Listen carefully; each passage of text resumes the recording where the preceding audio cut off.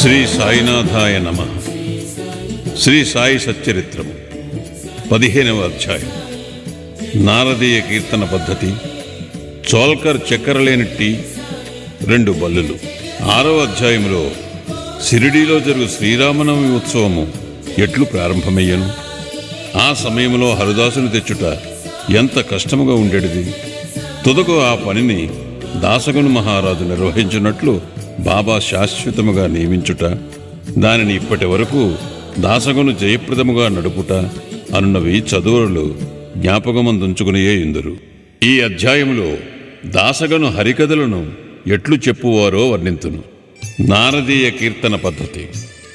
సాధారణముగా మహారాష్ట్ర దేశములో హరిదాసులు హరికథ చెప్పునప్పుడు ఆడంబరమైన నిండు అంగరఖాలు వేసుకునేదారు.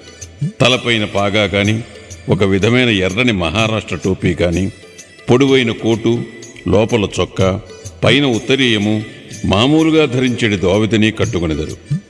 ఈ ప్రకారముగా దుస్తులు ధరించి షిరిడీలో హరికథ చెప్పుటకై దాసగును తయారయ్యాను. బాబా సెలవు పొందుటకై మసీదుకు పోయాను. బాబా అతనితో, ఏమోయి పెండు కొడక, ఇంత చక్కగా ముస్తాబై ఎక్కడికి పోవుచున్నావు అనను. హరికథ చెప్పుటకు పోవుచున్నానని దాసగను జవాబిచ్చాను. అప్పుడు బాబా ఇట్లా నేను, దానికి ఈ దుస్తులన్నీ ఎందుకు? కోటు, కండువా, టోపీ మొదలుగునవి ముందర వెంటనే తీసి పారివేయుము. శరీరముపై ఈ అలంకారాలన్నీ ఎందుకు? వెంటనే దాసగను వాటినన్నిటినీ తీసి బాబా పాదముల వద్ద నుంచాను. అప్పటి నుండి హరికథ చెప్పునప్పుడు వానిని దాసగను ఎన్నడూ ధరించలేదు. నడుము మొదలు తల వరకు ఏమీ వేసుకునేవాడు కాదు. చేతిలో చిరుతలు, మెడలో పూలమాల మాత్రమే ధరించేవాడు. ఇది మహారాష్ట్ర దేశములో తక్కిన హరిదాసులు అవలంబించు పద్ధతికి వ్యతిరేకము. నారద మహర్షియే హరికథలు ప్రారంభించినవారు. వారు తలపైన, శరీరముపైన ఏమీ తొడిగేవారు కాదు. చేతి యందు వీణను ధరించి ఒక చోటు నుంచి ఇంకొక చోటికి హరినామ సంకీర్తన చేయుచూ పోవువారు.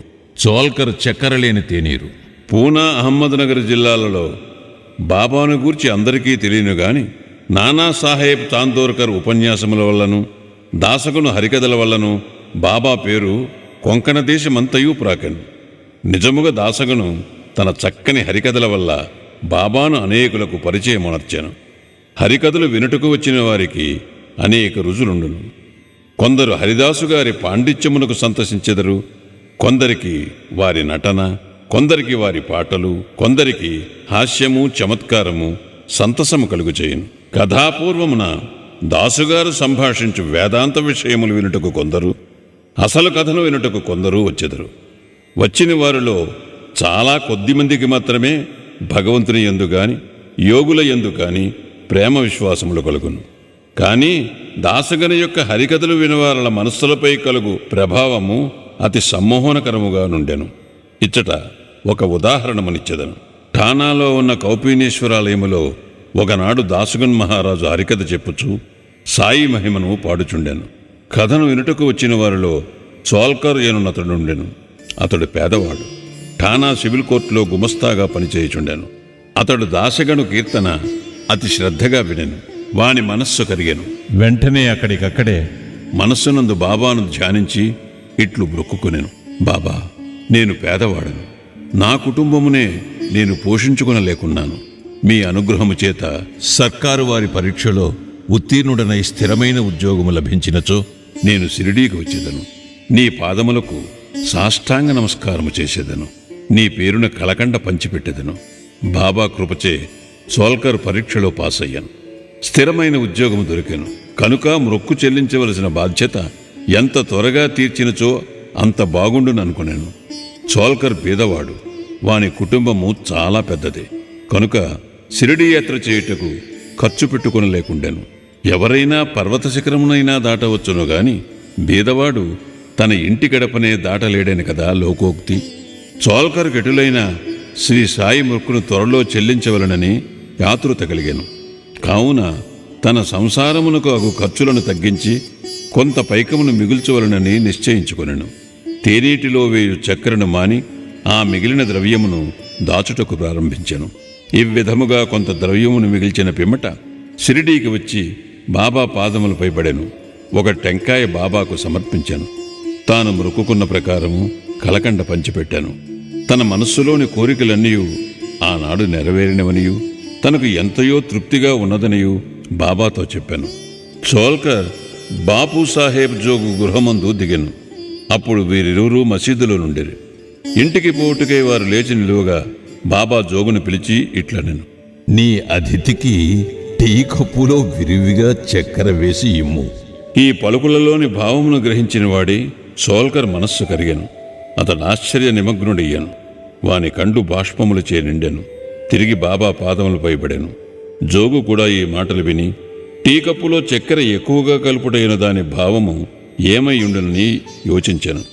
బాబా తన పలుకులచే సోల్కర్ మనస్సునందు భక్తి నమ్మకములను కలుగుజేయవల్లని ఉద్దేశించాను.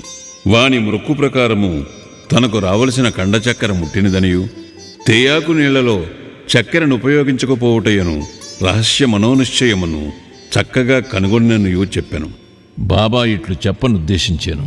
నా ముందర భక్తితో మీ చేతులు చాపినచో వెంటనే రాత్రింబవళ్ళు మీ చెంతనే ఉండెదను. నా దేహము ఇచ్చట ఉన్నప్పటికీ సప్త సముద్రములకు అవ్వల మీరు చేయుచున్న పనులు నాకు తెలియను. ప్రపంచమున మీకిచ్చవచ్చిన చోటుకు పోవుడు నేను మీ చెంతనే ఉండెదను. నా నివాస స్థలము మీ హృదయమునందే గలదు. నేను మీ శరీరములోనే ఉన్నాను. ఎల్లప్పుడూ మీ హృదయములోనూ సర్వజన హృదయములందు గల నన్ను పూజింపుడు. ఎవరు నన్ను ఈ విధముగా గుర్తించెదరో వారు ధన్యులు, పావనులు, అదృష్టవంతులు. బాబా సోల్కర్కు ఎంత చక్కని ముఖ్యమైన నీతిని ఈ విధముగా బోధించినో కదా. 2 బల్లులు.